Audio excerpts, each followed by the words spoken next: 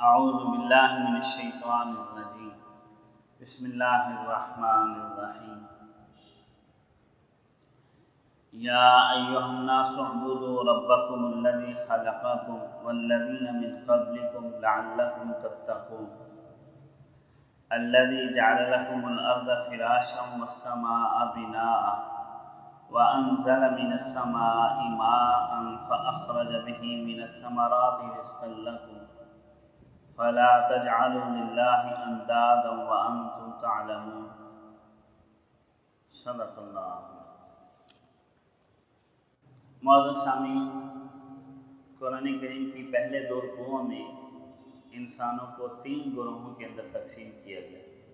ہمیں کچھ انسان وہ ہوں گے جو اس کلام کو قبول کر کے اس کے مطابق عمل پیرا ہوں گے اور تقوی سے اپنے آپ کو آراستہ کریں گے، ان کی صفات بھی ساتھ ذکر کی گئی۔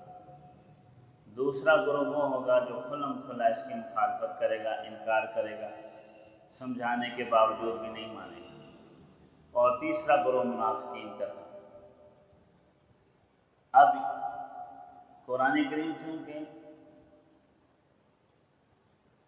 تمام انسانوں کے لیے اتارا گیا ہے، تو اب یہاں سے کل کائنات کو، سارے انسانوں کو مخاطب کر کے اس کا اولین پیغام دیا جا رہا ہے، اور اولین پیغام اس کا توحید ہے کہ جس رب نے تمہیں پیدا کیا ہے، جو تمہارا مالک ہے، خالق ہے، اسی کی بندگی کرو۔ فرمایا یا ایھا الناس، اے لوگو، سارے کے سارے انسانوں کو یہاں مخاطب کیا گیا، اعبدوا ربکم، اپنے پالنے والے کی بندگی کرو۔ اور اب انسان کو پال تو اللہ کی ذات ہی رہی ہے، اب آگے انسان کسی غلط فہمی کا شکار ہو جائے کہ فلاں مجھے پال رہا ہے، فلاں پال رہا ہے، اللہ کی ذات ہی پال رہی ہے۔ انسان کی نشو و نما میں ہوا کا بڑا عمل دخل ہے، اللہ کی ذات چلاتی ہے، ہوا کسی کے اختیار میں نہیں۔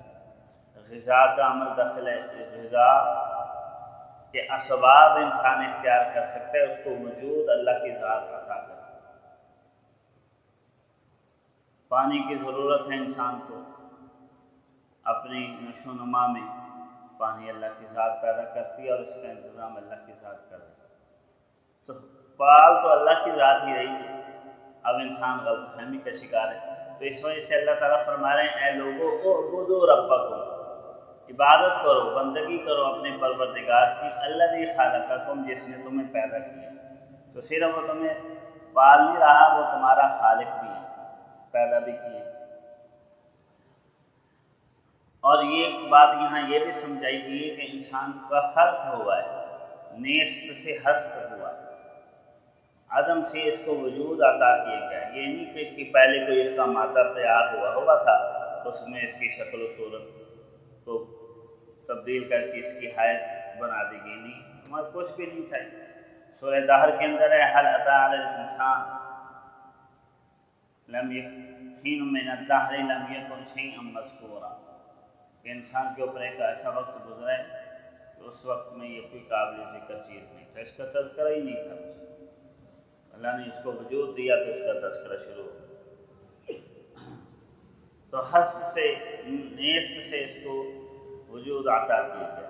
تو ہمیں اپنے اس پروردگار کی عبادت کرو جس نے تمہیں پیدا کیا، والذین من قبلکم، اور صرف تمہیں ہی نہیں، تم سے پہلے کو بھی پیدا کیا۔ اب تم سے پہلوں سے مراد یا تو ہمارے آباء و اجداد ہیں، یہ پہلوں سے مراد پہلی کوئی مخلوق ہے جو انسان سے بھی پہلے دنیا میں آباد تھی، اور اس کو بھی اللہ کی ذات نے پیدا کیا۔